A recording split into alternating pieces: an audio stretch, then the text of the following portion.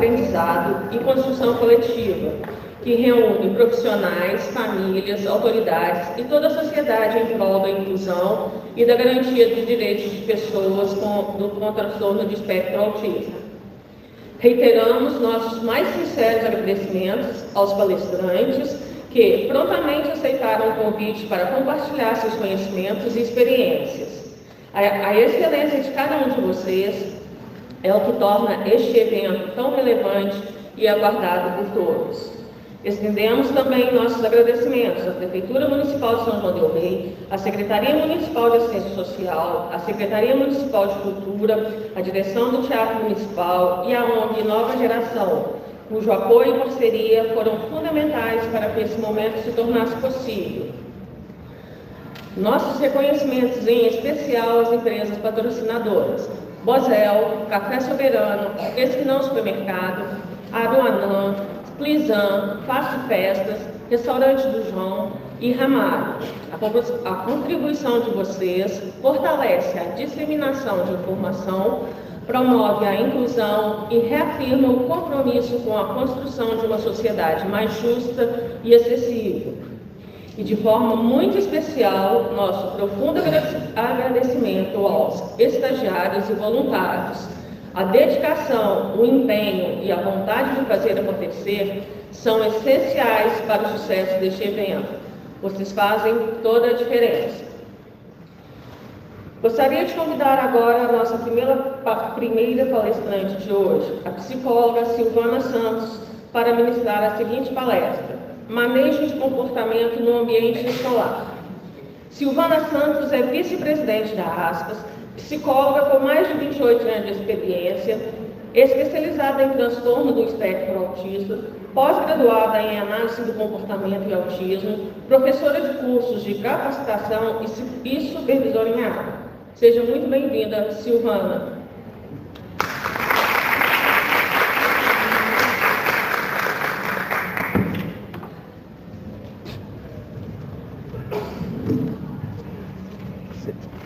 Você quer ficar onde no púlpito?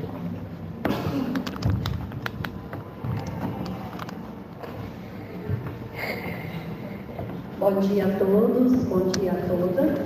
Então, já foi muito bem apresentada. Vamos começar com o tema primeiro da manhã, que é a manejo comportamental na escola, né? que talvez seja um dos maiores desafios que nós temos atualmente.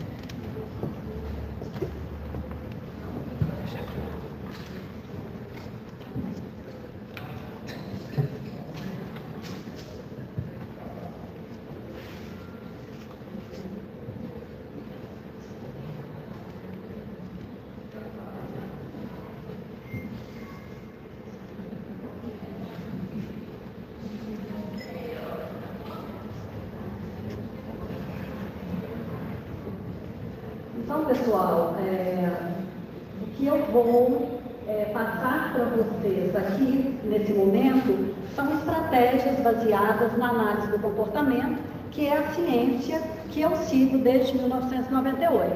Só que não tinha esse vulto todo que nós temos, né?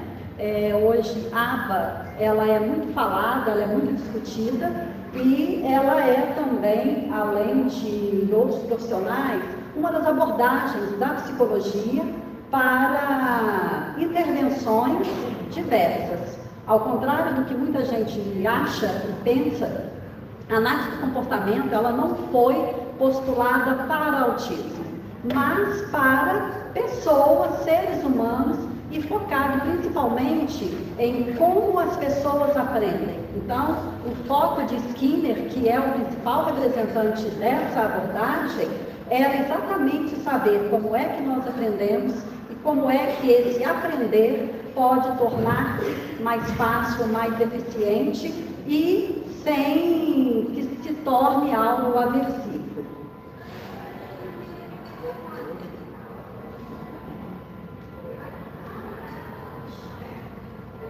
Está bem apagadinho, né? Então, pessoal, quando a gente fala em neurodivergência, nós temos essa dificuldade, principalmente na escola, de como atuar junto com esses alunos que às vezes vão precisar de um professor apoio, né? E a análise do comportamento, ela vem trazer para a gente uma série de técnicas, uma série de estratégias, lembrando sempre que ABA não é uma técnica, não é um método, mas ela é uma aplicação de uma ciência que se chama behaviorismo radical e que ela pode ser utilizada em vários contextos, como o escolar, o hospitalar, no dia a dia. E se vocês pararem um pouco para pensar, nós encontramos essas técnicas, essas estratégias no nosso dia a dia, só que com nomes diferentes. Então, a ABA está no nosso dia a dia, sem que a gente perceba e desde que a gente se tornou ser humano no nosso mundo real, tá? Quando a gente fala, então, de neurodivergência, nós estamos falando de pessoas que apresentam características diversas e que precisarão de uma adaptação em alguns ambientes que ela frequentar. E a escola é um deles, né? Essas abordagens, elas precisam ser individuais e, principalmente, nós não podemos nos esquecer da empatia que precisamos oferecer a essas pessoas. Como eu falei para vocês, a análise do comportamento, ela é aplicada também, ou ela é aplicável também no contexto escolar, mas a pedagogia demorou muito tempo para descobrir Skinner. Até 50, 60 anos atrás, nós não tínhamos notícias do estudo da teoria analítico-comportamental nos cursos de pedagogia, agora de psicopedagogia, e aos poucos a gente vem observando que nas grades curriculares começam a incluir essa disciplina.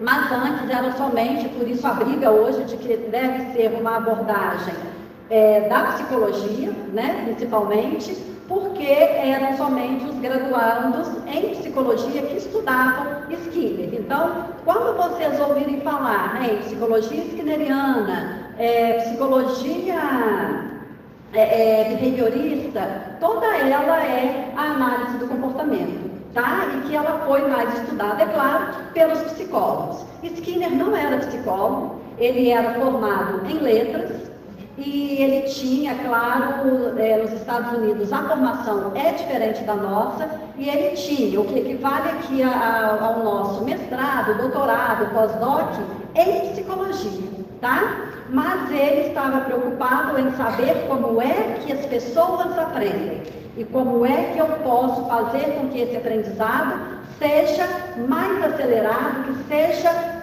prazeroso para aquelas pessoas que estão nesse contexto, né? Então, assim, nos bastidores a gente ouve que Skinner tinha problemas escolares, né? E na verdade era um gênio, uma pessoa com superdotação. E por isso a preocupação dele, né? Em transformar a aprendizagem. Então, obrigatoriamente, ele deveria ser estudado nos cursos de pedagogia, de psicopedagogia, para que o aprendizado dos alunos fosse mais fácil e, consequentemente, para os professores também o ensinar se tornaria mais simples, né?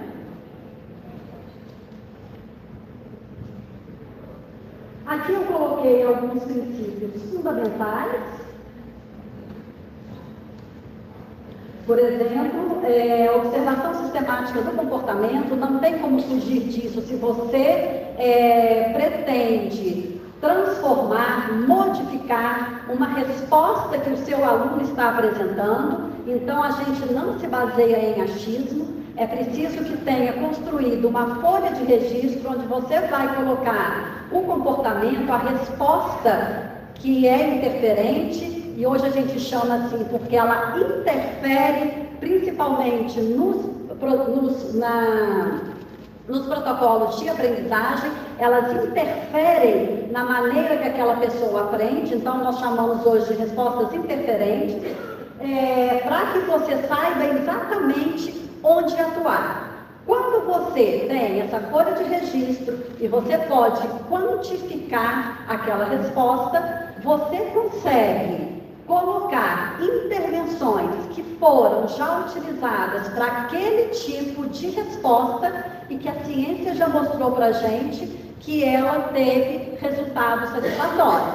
Então, esse é outro atributo da ciência, que a gente consegue replicar resultados que foram utilizados em outros casos, tá? Então, quando você faz essa folha de registro, nós vamos ali para o segundo passo, que é identificar a função daquele comportamento. Para a análise do comportamento aplicada, para a aba, todo comportamento tem uma função. O que significa isso? Significa que aquela resposta não acontece do nada. Ele estava aqui fazendo atividade, do nada ele jogou tudo para o alto. O que aconteceu foi que eu não consegui identificar quais foram, talvez, os antecedentes e quais foram as consequências que fizeram com que aquela resposta ocorresse. Nós sabemos agora, pela análise do comportamento, que uma resposta, ela pode ser mantida no repertório de um indivíduo a partir do que acontece antes. Então, por exemplo, criança se joga no chão. O que aconteceu antes? Ela viu a mãe, tá? Aí, então, viu a mãe, se jogou no chão. Qual que foi a consequência? A mãe foi lá no chão, pegou aquela criança, colocou no colo, coitadinho do meu filho. E essa consequência faz com que aquele menino desenvolva comportamento, desenvolva respostas de birra. Isso daí, gente, não é observável somente em crianças típicas. Crianças atípicas também apresentam birra, apresentam manha. E por quê? Porque, antes de tudo, são crianças e estão aprendendo também a como controlar o seu ambiente. Aquela condição que ela apresenta, seja autismo, TDAH, o tal do TOD, né? É apenas uma característica complementar que ela tem na sua vida. Ela não é autista, ela não é TDAH, ela tem autismo, ela tem TDAH, mas antes de tudo ela é uma criança. Ela é um aluno como qualquer outro aluno que você tem e vai apresentar os repertórios que eles apresentam também, tá? Então é preciso estar atento a isso. E aí, então, a gente pode, através da função, quando a gente levanta a hipótese acerca da função daquele responder, nós conseguimos usar estratégias, por exemplo, baseadas em reforço positivo, que é algo muito simples, mas também as pessoas têm muito preconceito em relação a isso, tá? Mas que, ao mesmo tempo, a gente usa toda hora na nossa vida. Então, o reforço positivo, ele às vezes é visto como vilão, ou às vezes é visto como algo que, olha, é o que tem de estratégia. Ele vai ser utilizado para determinadas respostas. Eu preciso saber primeiro sobre a função, não é sair distribuindo aí balinha, não. Porque balinha é sim reforço positivo. Mas nós temos outros tipos de reforçamento positivo, como, por exemplo, os elogios, você dar fichinha para a criança ou moedinha para ela colocar no cofre e depois trocar, comprar, né? Ou trocar por algo que ela está querendo muito, como um conjunto de canetinha. Claro que hoje criança nenhuma quer conjunto de canetinha, criança quer o celular, né? Então, vale também, né? Se vocês permitirem. Eu não permitiria. É preciso também que a gente esteja atento lá na escola para não somente as adaptações no currículo, mas adaptações ambientais e estruturais. Porque se você pensar agora assim rapidamente numa estrutura física de uma escola, por si só, ela já é excluidora, se a gente pode usar essa palavra. Um local que muitas vezes tem escadas, salas apertadas, carteiras que fazem barulho quando a gente arrasta. Então, é preciso que a adaptação comece principalmente nessa área ambiental, nessa área estrutural. Escolas que têm sirenes, que fazem um barulho muito alto, né? Então, essa adaptação deve começar daí. E é essencial que equipe escolar, equipe pedagógica, trabalhe sempre junto com a equipe clínica. Nós estamos vivendo um momento que não pode haver separação entre equipe de saúde e equipe pedagógica. Todos precisam falar a mesma língua para que aquele aluno possa evoluir naquele conteúdo ou naqueles desafios que a escola está propondo para ele.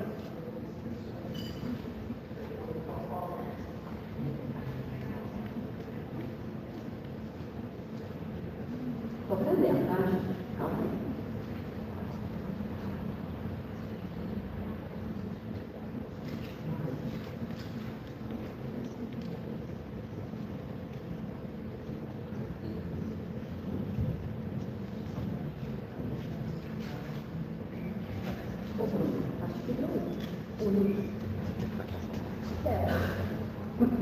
Eu não sei nem se eu quando esse slide.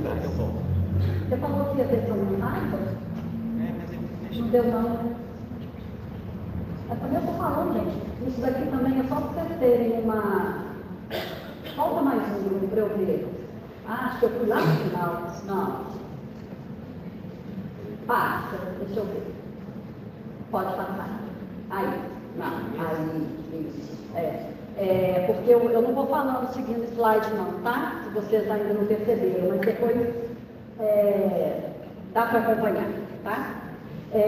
Então aqui eu coloquei alguns erros comuns, né, que a gente precisa evitar, e principalmente dentro da escola, né? Aqui, inclusive, eu usei, depois vou corrigir, punir comportamento sem compreender a função. Menino começou lá a se agitar, saiu da carteira, professora já pega, já leva para a diretoria, ou encaminha lá para a secretaria, ou pior ainda, né, acha que está punindo com isso, ou que está castigando, liga para os pais e os pais vão buscá-la na escola, né?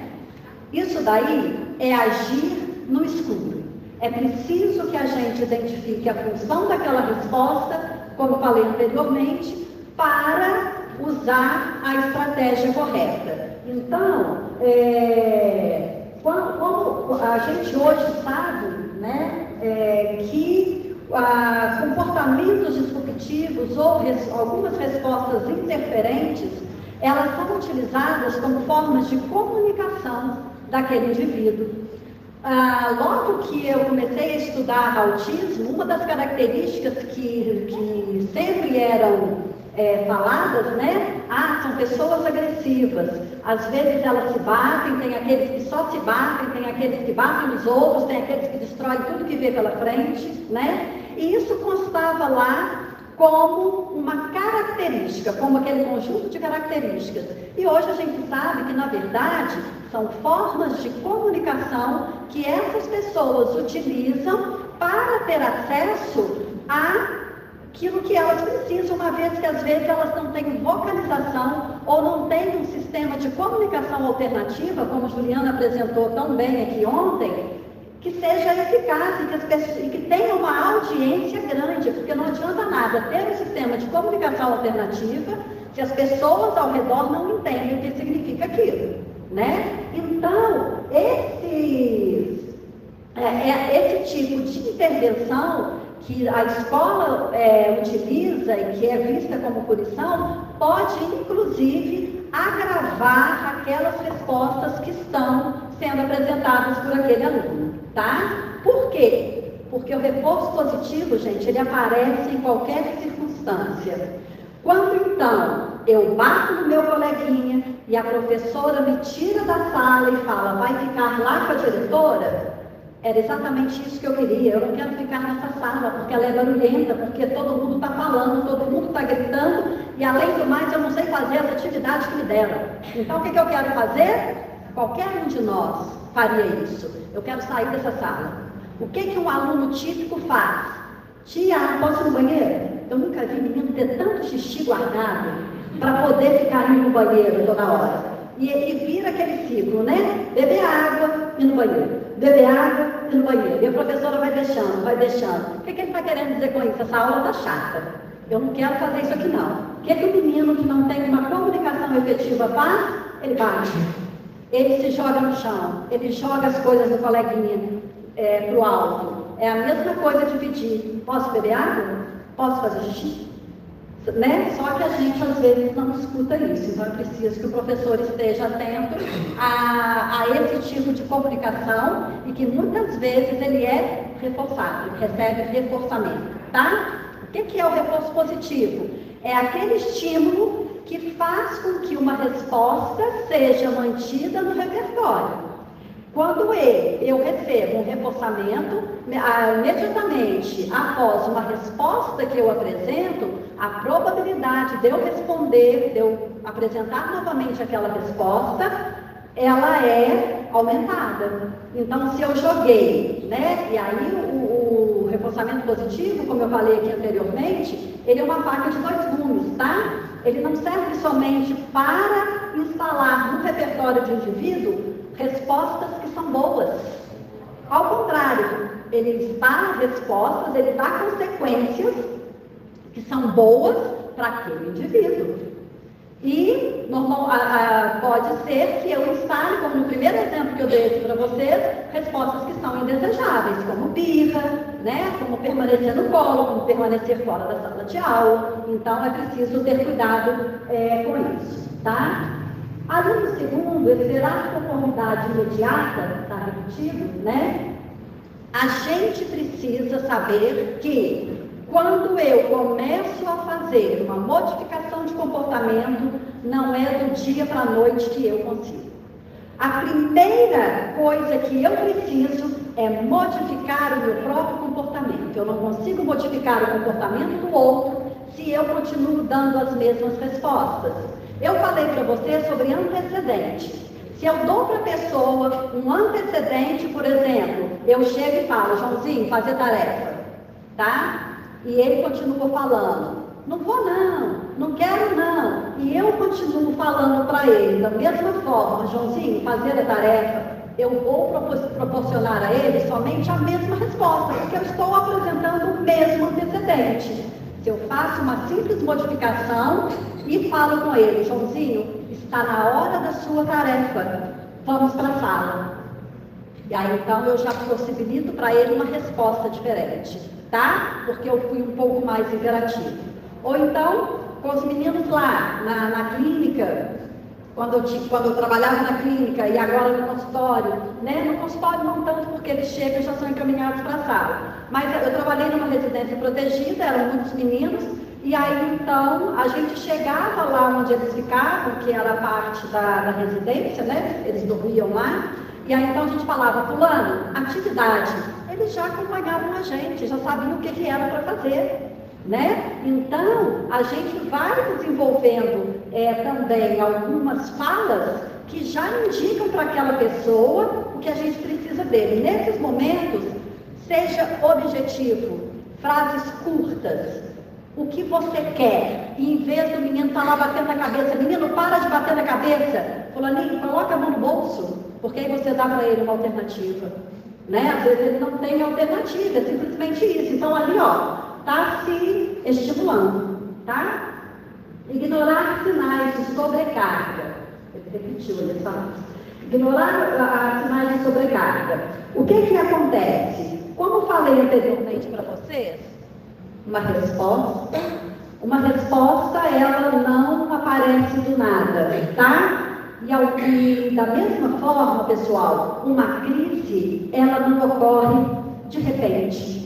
O que a gente normalmente aprende trabalhando com esses meninos é a identificar sinais, que aí no caso são também antecedentes, que mostram para a gente, porque nós ficamos observando esse menino, nós já temos costume com ele há mais tempo, de que, olha, vai vir uma crise por aí. E aí então a gente pode utilizar-se de algumas estratégias para evitamento da crise. Porque depois que a crise vem, nós não temos muito o que fazer, é somente proteger a integridade física.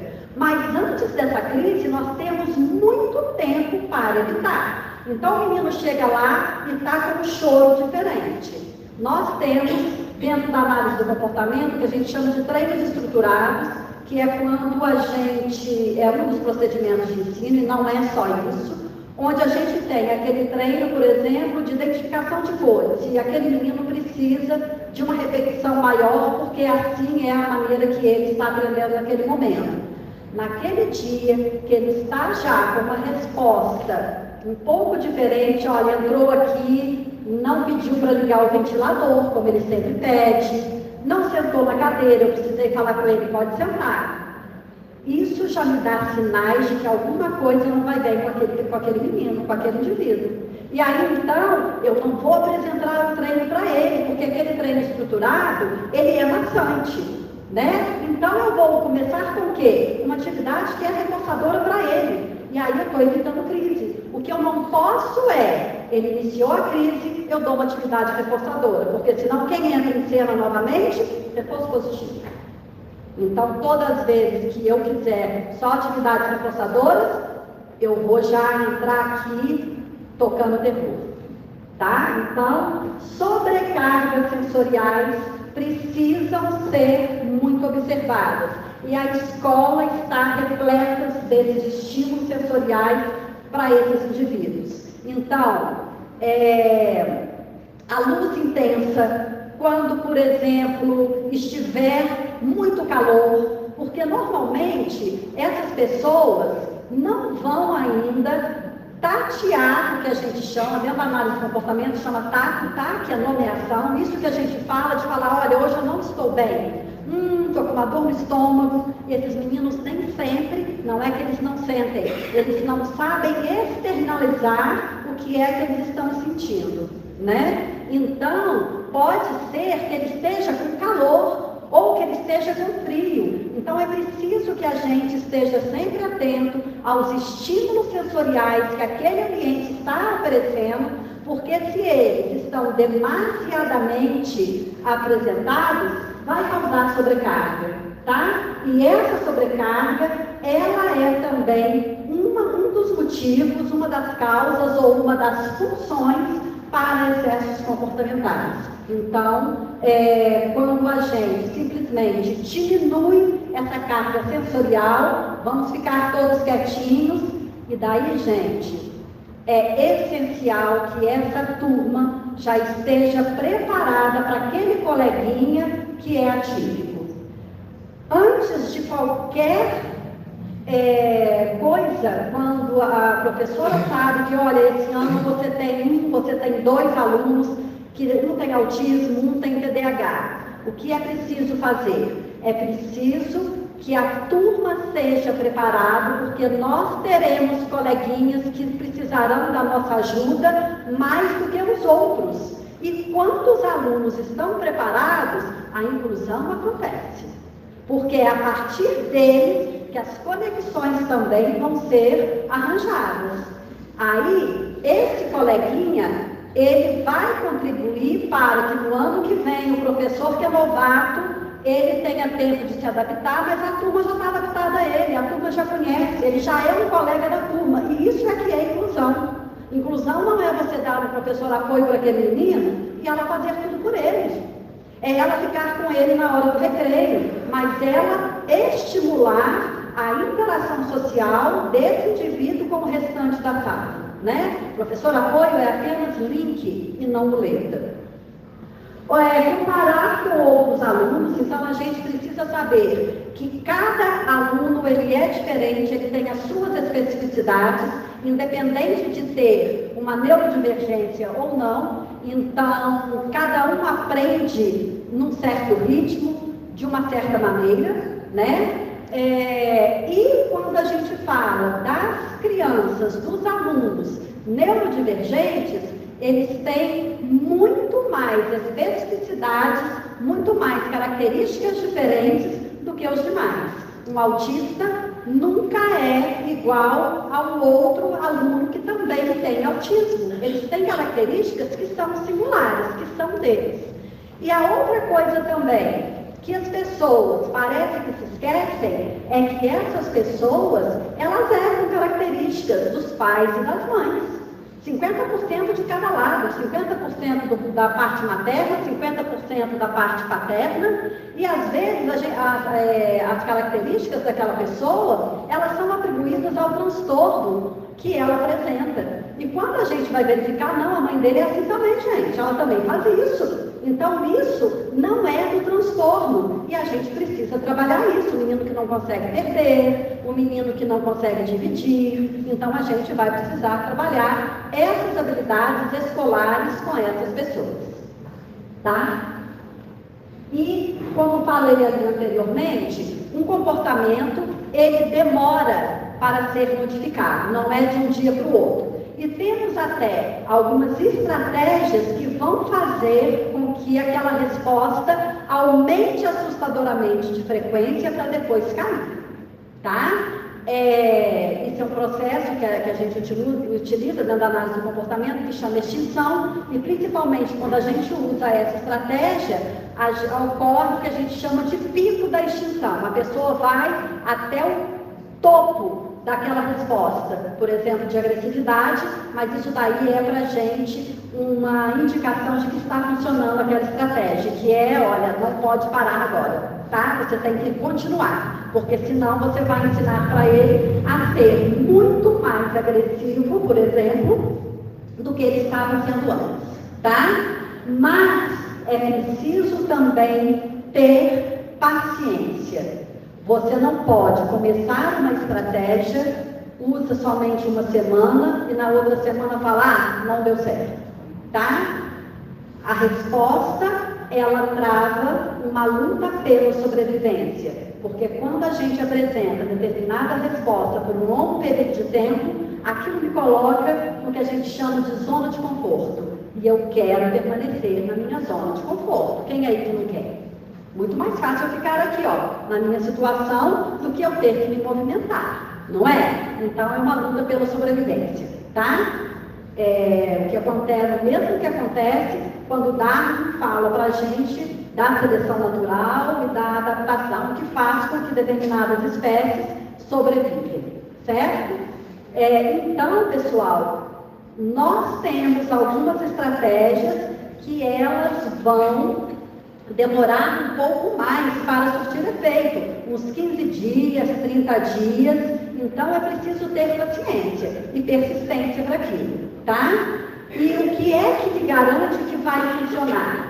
Porque aquela estratégia, aquela intervenção, ela tem que ser planejada e ela tem que ter todos os passos programados para aquele professor que vai utilizar, e é preciso que esse professor, ele siga aquelas estratégias, tá? Aqueles passos. Não adianta você falar, ele está vindo bem, aí eu fui lá para o passo 5. Isso daí vai comprometer a sua intervenção.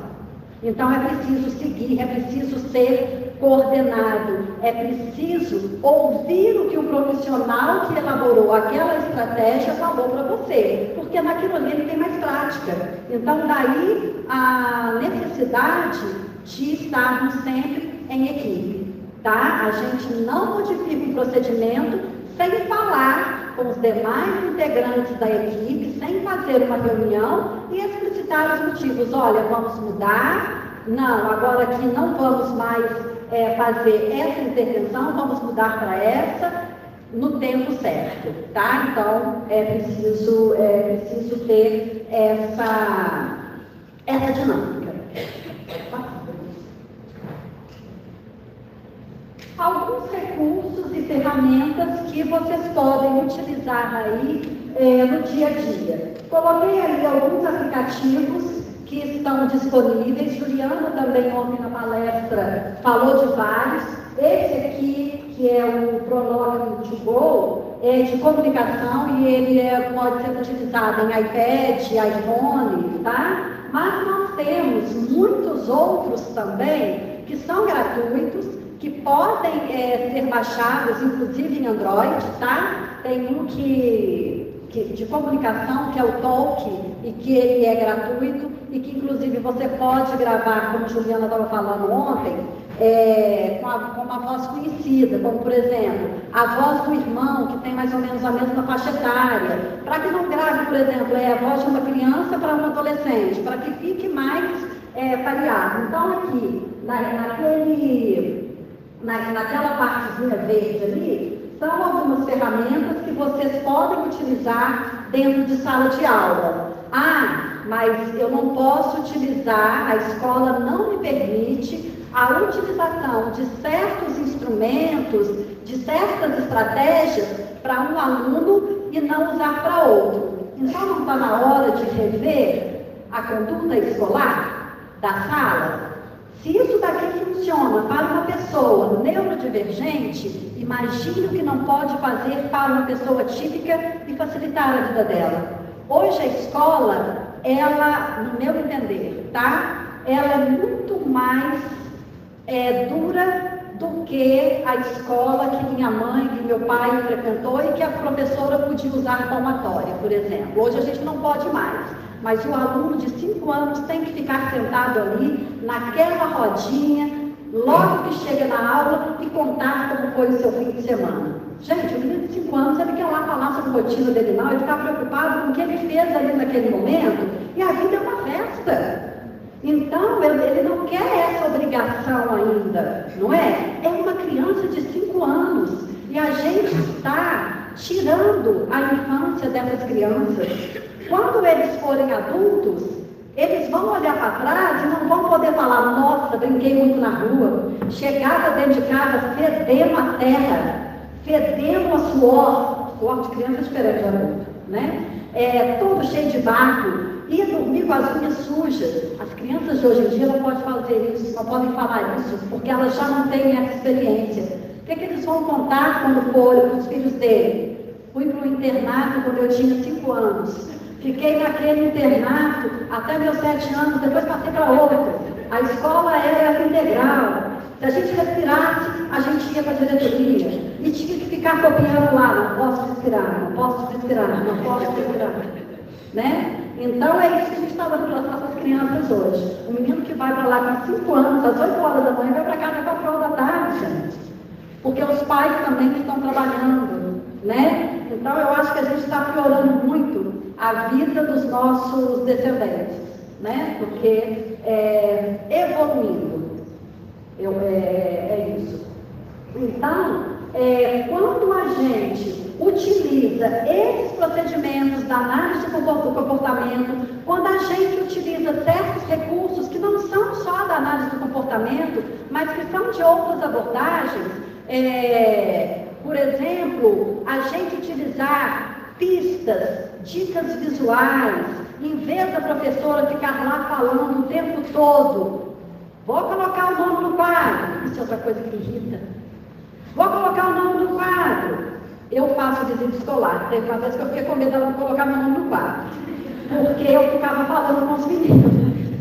Menino, presta atenção. Olha aqui, ó, a professora está falando. E ela tinha um filhinho. Porque ela não conseguia mais ficar. Porque menino que você acostuma a ter a atenção dele falando, você só consegue a atenção dele depois falando. Né? E aí então ela já usa o sininho, porque senão no final do dia, claro, ela não tem voz. E eu já propus essa estratégia numa escola de falar, você já pensou que em vez de colocar o nome daqueles que estão aprontando no quadro, você colocar o nome daqueles que estão envolvidos na atividade, daqueles que estão sentados. Então faz um quadrinho, gente, de rotinas e coloca lá. Isso é outra estratégia que a gente orienta também, que você tenha o que você quer que aquele aluno faça. Então, por exemplo, respeitar os pertences do coleguinha, em vez de não pegar objetos do coleguinha. Compartilhar o lanche, se você quiser. Né? A gente não é obrigado a dar o seu lanche para o outro, porque se eu for compartilhar, ele vai trocar comigo, mas eu não gosto daquilo que ele trouxe. Né? Então, a gente coloca lá o que quer, compartilhar o lanche, permanecer sentado, ouvir a professora antes de falar, ou levantar a mão para pedir para falar, coloca lá. O menino que fez aquilo, ó, o nome dele vai estar lá. Daqui a pouco todo mundo quer o nome no quadro. quadro, porque se você continua colocando o nome daqueles meninos no quadro que estão aprontando, é porque não está funcionando. Porque senão você já não precisava fazer lista de meninos no quadro, não. Então, quando você precisa repetir a estratégia, é porque não está funcionando, tá? A resposta não está cedendo. E aí eu falo de respostas que são interferentes, tá? Propus uma vez na escola também, e por isso estou pegando esse gancho, que é utilizar-se para os meninos, ou utilizar-se para aquele nosso menino, porque ele estava com problema de seguir a rotina. Não vou entrar em detalhes, porque é cliente nosso, né? E aí, então, ele estava esperando, e eu falei que isso ia acontecer, ele fazia tudo antes dos colegas, e a professora queria que ele esperasse e fizesse no mesmo tempo, né? Eu fui e falei com ele, dei lá a instrução, e ela não utilizou estratégia, eu falei com ela o que ia acontecer. Ele não vai mais fazer de forma autônoma essa atividade, porque era isso que ele fazia, não precisava nem da professora apoio. Ele vai começar a esperar que você coloque a resposta no quadro, porque o organismo também, ele dá sempre a resposta de menor custo, é o que a ciência fala pra gente. Tá? Então, se ela vai pôr a resposta lá no quadro, para que eu vou queimar aqui meus neurônios para pensar na resposta, se ela vai me dar a resposta daqui a pouco, né? E foi isso que ele começou a fazer. Eu falei, então agora vamos tentar reverter isso. Todas as vezes que ele fizer antes, você viu que fez, mas ficou quietinho, porque então ele queria outras atividades, que ele já acabou, né? Aí o menino fazia o que ele queria dentro da sala. Dá para ele uma estrelinha, porque a gente usava a economia simbólica com ele na sala, que é você dar as fichinhas, e depois ele troca por alguma coisa. O que ele vai trocar na sala de aula? Ele vai apagar o quadro, por exemplo, né? Ou ele vai lá dar um recado na secretaria, coisas simples assim que os outros alunos fazem também. A escola não permite que a gente trabalhe assim com os meninos. Eu não posso, em outras palavras, né? Eu não sei o que foi exatamente que ela falou, mas o que ela falou eu não posso usar reforço positivo, mas você pode usar punição, que é colocar o nome dos meninos no quadro, porque isso é punição, né? Então você precisa rever as normas e regras da escola. Não é porque é uma escola, gente, que sabe tudo, que as regras são certas. E é preciso uma evolução a partir dos alunos que essa escola tem, né? Então é preciso que o ensino seja revisto, e não só para pessoas neurodivergentes. É preciso que seja revisto para todos, porque se eu uso uma estratégia que vai enfatizar e que vai efetivar o ensino daquele indivíduo com autismo, com TDAH, imaginem as maravilhas que não vai fazer para uma pessoa que tem atenção, que tem concentração, que tem as habilidades básicas escolares, permanece sentado, tem o seu material, faz tudo direitinho. Imagine para uma pessoa com superdotação, se você vai oferecendo esses estímulos, né? Porque hoje a escola não quer isso também não, tá? Porque tem superdotação, tem que esperar o outro fazer. Ele não pode ter a matéria antecipada para ele. Pode sim, tá? Não travem os seus meninos na série anterior, você pode estar 2 séries acima, ok? Existem estratégias para isso. E aí a gente está falando também de pessoas que têm especificidades, mas que têm inteligência acima da média. Aqui, quando eu coloco os materiais visuais, né, são aqueles quadros de agenda visual que dá previsibilidade. Então, utilizar isso para todos os meninos, inclusive quando a gente utiliza, a gente consegue quebrar rigidez cognitiva de pessoas com autismo, por exemplo, né? Cartões de comunicação, mesmo aqueles que não utilizam ainda uma forma de comunicação aumentativa alternativa, fluente, que ainda está instalando, começar com esses cartãozinhos de que, olha, preciso de uma pausa, preciso ir no banheiro, preciso de ajuda, que são aqueles cartões que ele vai utilizar ali na prática imediatamente. E isso é fácil para o professor aprender, né? Então, o que precisa daí?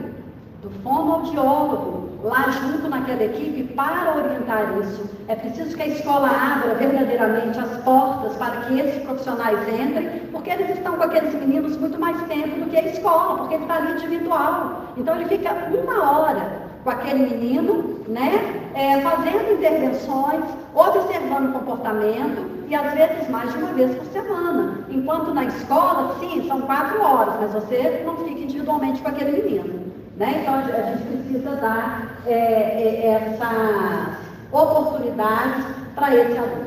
Né?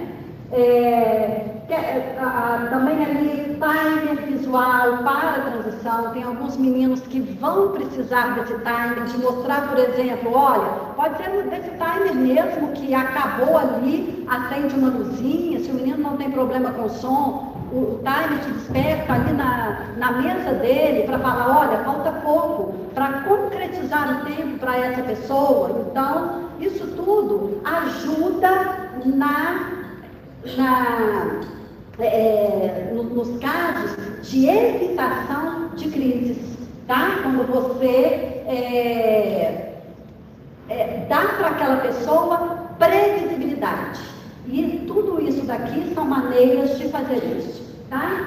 Quebra-cabeças de tarefas com etapas, então fazer passo a passo para aquele menino aquela tarefa. Então eu tenho uma tarefa lá onde você vai primeiro ler aquela questão. Leu, não entendeu? Aí sim o professor apoio vai falar para ele de uma outra forma ou dando modelos de como ele deve completar aquela tarefa. Vamos aqui agora? Primeira coisa, separar em sílabas. Então, o que a gente precisa fazer primeiro? Olha, vamos olhar a palavrinha. Então, vai dando por etapas, gente. Superou aquela etapa? Agora vamos para a próxima. Isso aqui você já sabe. É igual que você fez antes, mas só que agora ela tem 3 letrinhas. E assim sucessivamente. Assim a gente vai trabalhando também com uma estratégia que é chamada de modelagem, tá? Alguns objetos sensoriais, eles podem e devem ser permitidos em sala de aula, como por exemplo, fones abafadores ou tapa-orelhas. Eu estava lá fora conversando com o pessoal ali, que é preciso usar também com parcimônia, tá, pessoal? Permitir que aquele abafador seja utilizado para aquela pessoa que tem transtorno do processamento sensorial, e nem toda pessoa que tem transtorno do processamento sensorial tem também autismo e vice-versa. Nem todo autista tem transtorno do processamento sensorial, tá? Porque hoje a gente tem assim, pacote, né? E a gente começa a não separar isso, mas são diferentes. Tem autista que não tem isso. Eu trabalhei, por exemplo, com jovens adultos, né? E eles não tinham transtorno de processamento sensorial, não, tá? Inclusive gostavam muito de barulho, gostavam dessa coisa de toque, né? Então, assim, são muito diferentes, nível 3 de suporte, tá? Naqueles momentos que a turma é mais ruidosa, permitir esse abafador. Mas no momento que está tudo bem, pedir para tirar. Esse abafador, gente, funciona igual gesso. Quanto mais tempo a gente fica engessado, depois, inclusive, tem que fazer fisioterapia, dependendo do caso, se é um caso mais grave. Mas quem aí já passou por engessamento sabe que o braço custa voltar, né? E o abafador, ele vai trazer uma deficiência depois em relação aos sons do mundo. Então, a gente precisa trabalhar isso de uma maneira bem elaborada, bem planejada, porque senão ele vai ficar dependente desse abafador e daqui a pouco não vai estar, inclusive, escutando o que a gente tem para dizer para ele. E aí a gente vai ter um problema maior ainda do que o estímulo. Então, existe dentro da psicologia, existe dentro da terapia ocupacional e fonoaudiologia também, estratégias que vão ensinando a pessoa a tolerar barulho. Imagina se essa pessoa depois passa a não tolerar nem o barulho da campainha de casa. Aí nós temos um problema para ela. Como que ela vai ser incluída socialmente se a gente não tem como controlar os ambientes sociais? Né? Fica com o abafador. Mas será que ela participa efetivamente com aquele abafador? Né? Então, tudo precisa ser pensado. Tudo que a gente puder adaptar, melhor, mas para o bem-estar daquela pessoa. Tem também aqui óculos sonantes suaves, porque tem gente que tem a fotofobia, né? Texturas táteis, que são permitidas, inclusive, esses objetos sensoriais, eles podem ser levados para a sala de aula e não vai interferir no andamento da classe, porque são, às vezes, objetos bem pequenos. Hoje a gente tem no mercado muitas opções. E, às vezes, ficar só com aquele bichinho ali, massageando, né, a mão, só aquilo ali resolve para a pessoa. Ela não precisa sair da sala, ela consegue ficar ali e manipular aquele objeto, né, sem precisar repetir depois a matéria para ele, porque, olha, estava muito... Eram slides que eu estava passando, então, se você apresenta slides, saber se essa pessoa, ela tolera o pisca-pisca. Tem pessoas que são fotossensíveis para isso também, né? Pessoas que têm convulsões, elas não podem ser expostas a luzes intermitentes. Então, é preciso, olha só, que toda a equipe escolar conheça essas especificidades daquele aluno, né? Porque senão a gente não vai estar verdadeiramente incluindo aquele menino na sala de aula, tá? E ali eu já falei.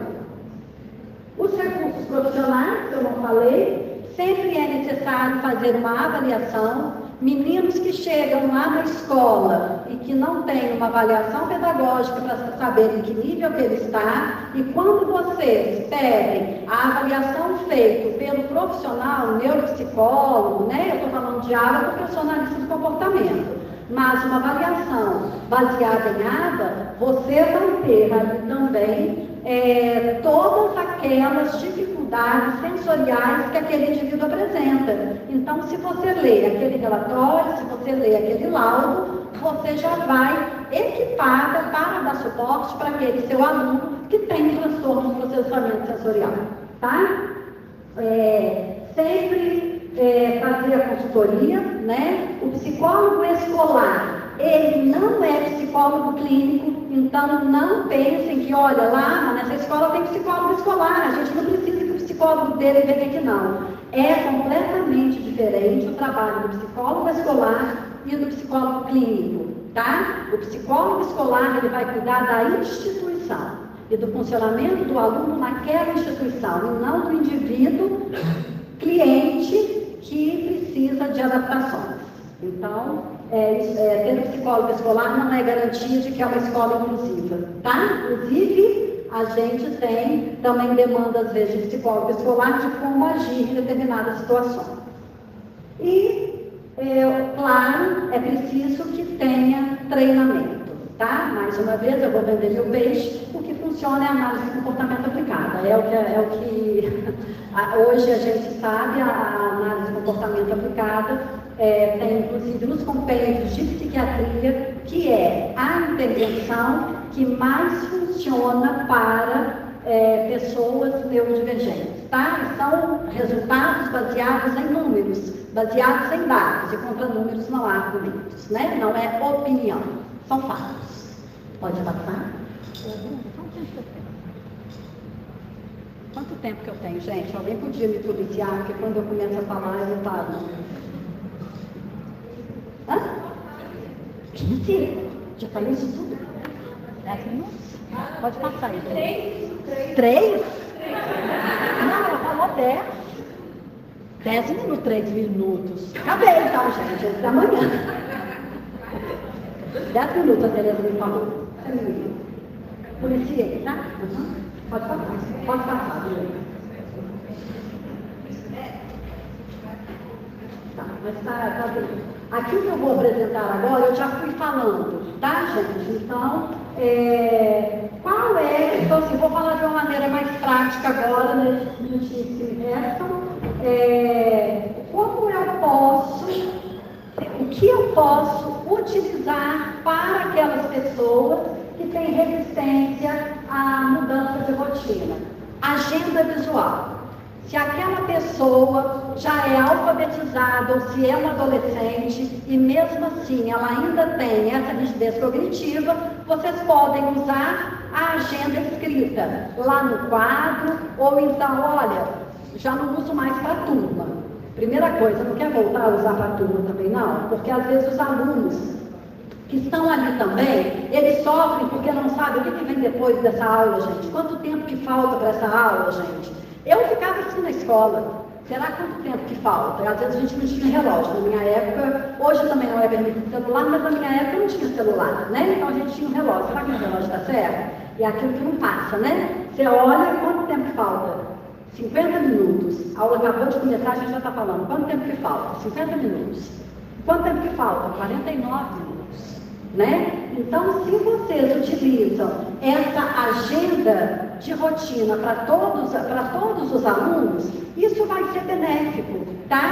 Através dela, a gente consegue fazer essa quebra na rigidez cognitiva. E eu já fiz um trabalho desse com um dos meninos que funcionou em menos de 15 dias. Então, o que a gente colocava nessa agenda dele visual? Era um menino que não permitia nem que a secretaria, a diretoria, entrasse na sala para dar recado. Ele se descontrolava, porque a aula tinha que continuar. Ele era tipo aquele, o espetáculo não pode parar, né? E aí, então, o que a gente foi fazendo? A gente colocava lá na rotina uma aula que não aconteceria. O que aconteceu foi que um professor de educação física uma vez faltou e ele teve uma crise séria na escola. Eles não souberam como manejar, né? E o professor não estava doente, então o professor não podia ir mesmo, né? Então nós começamos a trabalhar isso com ele. E aí, então, colocávamos uma atividade que não aconteceria, e era a última, e a professora, desde abril, passava toda a agenda das atividades, começava a aula. No meio do caminho, ela falava, olha, hoje a gente não vai ter a aula de educação física, tá? A aula de educação física foi substituída pela aula de informática. E informática era uma aula reforçadora para ele. Então, a gente organizou para que a aula reforçadora que fosse acontecer, tá? Ele sabia todas as disciplinas na ordem que aconteciam, mas ele respeitava que a professora colocasse no quadro. E aí, então, a aula continuava. Aí ela tirava aquela figurinha, olha, essa acabou. Agora é isso daqui, ó, português. Gente, lembrando que não vai ter a aula de educação física. Foi substituída aqui, ó, pela aula de informática. E fomos fazendo assim. Gradualmente, depois, não era mais a última, era a penúltima, a antepenúltima, até que a professora conseguia chegar na sala e falar, olha, a programação é essa, aula de matemática, mas não vamos começar com aula de matemática, vamos começar com aula de português. E ele aceitava, né? Até que um belo dia, tinha aqui no Teatro Municipal uma apresentação, e os personagens foram na escola, as pessoas, os atores foram na escola, caracterizados de um de palhaço, um de bailarina. Eu falei, eita, palhaço e bailarina não vão poder entrar nessa sala, né? E aí, chega até na sala, na porta, tem assim um espelhinho, a gente sabe, né? Foram lá convidar para o espetáculo que ia acontecer aqui. Ele olhou para mim e falou, é só um aviso. E depois a aula continua. Eu falei, só um aviso e depois a aula continua, né? As pessoas entraram, fizeram lá a apresentação, ficaram lá 5 minutinhos, né? Assim que eles saíram, colocou o material dele na sala e falou, professora fulana, continua a aula. A professora continuou a aula e aí ele não teve mais problema disso. Hoje é um menino que sai com a gente na rua e eu falo com ele, vou entrar aqui nessa loja, vi uma roupa na vitrine, vou entrar aqui e vou experimentar, me espera aqui. Ele espera, não tem problema, tá? E um dos dois meninos, que hoje eu e Thaís fazemos treino de rua com eles não têm esse problema mais de rigidez de rotina e os dois tinham, tá? Então a gente trabalha no dia a dia, tá? Pode passar. Então, esse daqui eu já passei, tá? Pode passar mais um. Os comportamentos de fuga ou evitação. Então, fuga da demanda, esquiva. Então, uma estratégia que a gente pode utilizar é o que a gente chama de análise de tarefas. Separar, setorizar aquela aprendizagem em passos. Fez a primeira, libera reforço positivo. Fez a segunda, libera reforço positivo. E assim a gente vai trabalhando também com respostas mais próximas do meu objetivo a longo prazo e, ao mesmo tempo, eu garanto que aquele objetivo ele seja atingido na sua plenitude e não mais ou menos. O que é atingido na sua plenitude? 100% de acerto, tá? Não tem isso, se ele aprender 50% tá bom, tá? Se o seu aluno típico aprender 50% tá bom, não, ele vai ficar de recuperação. Então, para o meu também não serve. Né? Para o meu aluno autista não serve, para o meu aluno que tem TDAH também não serve. Tá? Então, ter sempre isso no planejamento. Regras sociais, regras escolares, elas não devem ser adaptadas para esses alunos. As regras são iguais para qualquer aluno. Se eu permito que ele fuja da regra, eu não estou incluindo, eu estou excluindo. Deixa, ele é café com leite. Ali na escola ele não é café com leite. Ele é um aluno como outro qualquer e ele tem todos os direitos que a lei garante para ele, mas tem todos os deveres de um aluno típico também, né? Porque ele é um aluno da escola, tá? Então, se vocês observarem que, olha, ele esquiva-se dessa tarefa, observar se aquela atividade que está sendo ministrada, se ela está dentro do nível de conhecimento dele. Se não, eu preciso dar uma tarefa que esteja no nível dele e que esteja no mesmo conteúdo da sala. Então, aí é que entra a adaptação de conteúdo, a adaptação curricular, que é direito deles. E aí, então, ele consegue aprender o mesmo conteúdo, mas de uma forma diferente. Tá? Então, isso é preciso ser feito de qualquer maneira. Pode passar?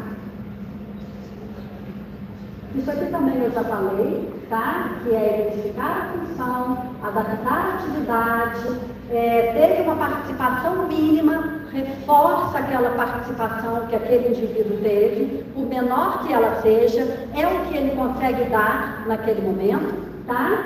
E aí, então, quando você não retira a tarefa, mas, por exemplo, você ajuda, você mostra para ele, por exemplo, olha, está pedindo para você colocar com azul, cadê o azul?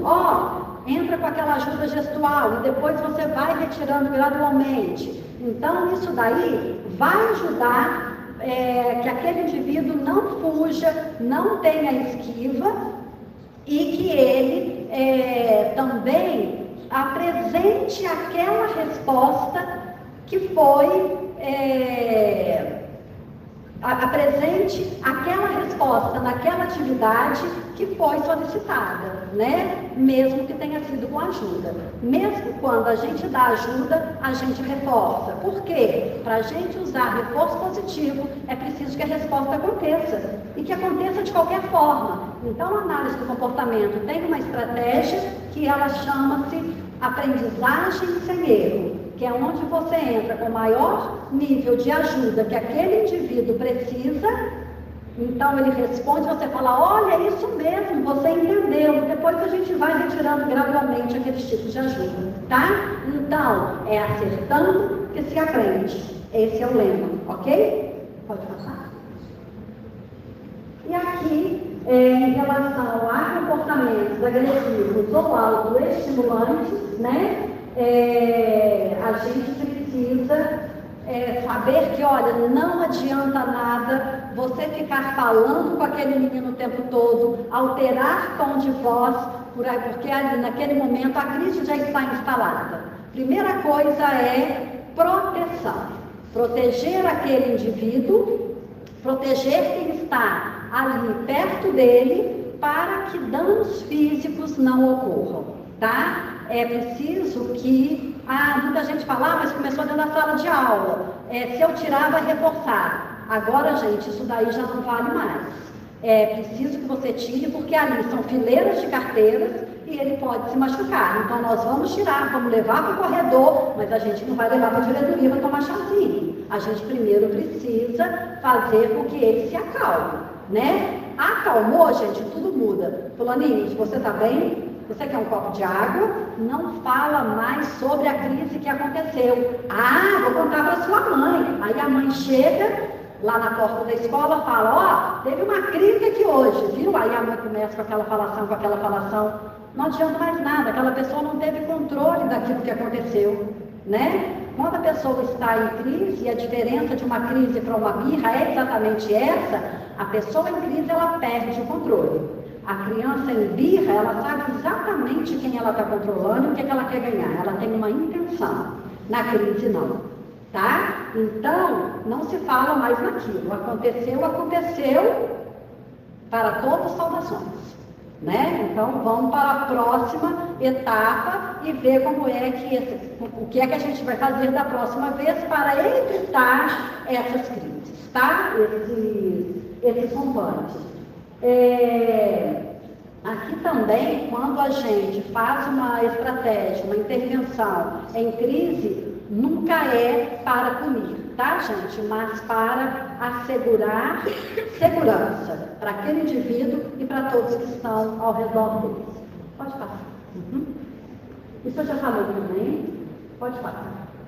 Pode passar também, que eu já falei. Isso também tudo eu já falei, tá, gente? Preocupa não. Então, aqui, gente, ó, só terminar, só mais dois, tá? Princípios fundamentais para o sucesso. A consistência, que eu vim falando aqui esse tempo todo, né? É preciso que as estratégias que vocês aplicarem, elas sejam consistentes.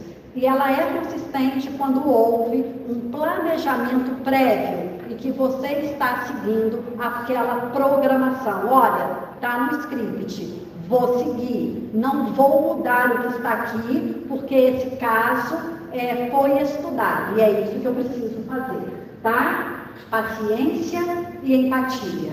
Qualquer mínimo detalhe do seu rosto, da sua expressão facial, que mostre para aquele indivíduo que você perdeu a paciência, você perdeu toda a intervenção. Ele já sabe que, olha, é assim mesmo que eu consigo tirar a paciência dela, então eu vou fazer isso. Sabe aquele menino que apita, e aí ninguém mais aguenta? Enquanto as pessoas estiverem mostrando para ele que, olha, eu não aguento mais seu apito, né? Ele vai continuar apitando. Então é isso que acontece com esses meninos também. Enquanto eu estiver alcançando o meu objetivo, eu vou fazer isso. Quando a gente orienta, façam cara de paisagem. É cara de paisagem mesmo, gente, é ter autocontrole, tá? Pega lá então o seu celular, vai olhar seu WhatsApp e deixa o menino lá quebrar tudo. Depois como é que faz? Depois acabou, ó, você tem que terminar a atividade, você sabe disso, né? Então vem, termina aqui pra gente ir embora. Terminou, ó, Fulaninho, muito bem, você terminou a atividade. Aqui, você não acabou ainda não, coloca aquelas coisas no lugar pra mim, né? Não precisa falar, vai lá, pega tudo. Então, isso daqui é mostrar pra ele que, olha, eu estou aqui o tempo que precisar, né? Hoje em dia é difícil porque o professor sai daquela turma e vai para outra, né? Chama alguém para ajudar. Olha, preocupa não, eu estou indo, mas a fulana vai ficar aqui com você. Mesma coisa que eu estivesse, tá? Então tem que ter essas pessoas lá para fazer esse link, né? O tempo, a gente não pode ir contra ele. Então, se ele precisa de um tempo maior para se regular, eu preciso que ele se regule. Lá no consultório, mesmo que a gente tenha um menino que vem depois, a gente não entrega menino em crise, a gente não entrega menino chorando. Você tem que se controlar aqui primeiro. Porque esse menino, às vezes, a gente vai pegar a estrada. Olha o que eu entrego para uma mãe, qual é o perigo que eu estou entregando, podendo acontecer até um acidente na estrada, porque ele está desregulado. Então, eu preciso primeiro acalmar esse menino, né? Mesmo que a mãe fique com ele lá, não vai embora agora, espera onde nós fica, né? E só depois ele é liberado, tá? E mais uma vez, o trabalho em equipe. Esse é fundamental, não adianta correr, gente. Antigamente, pai e mãe não podia interferir, outro profissional não era ouvido, mas os tempos são outros. Hoje a gente precisa de uma equipe multidisciplinar, que todos falem a mesma língua para atingir o mesmo objetivo, porque o objetivo é sempre o mesmo, tá? E eu acho que eu vou acabar aqui. Sim, esses são meus contatos, tá? No Instagram, Silvana Santos. O Neto Underline Aba é lá do meu núcleo, junto com a Thaís, que é minha sócia, que alguns de vocês aqui também já conhecem, os e-mails, tá? E qualquer coisa, o pessoal do simpósio tem também os meus contatos. Espero que tenha atingido o objetivo, que seja isso que vocês queriam que eu falasse. Muito obrigada pela oportunidade e obrigada pela presença de vocês. Obrigada.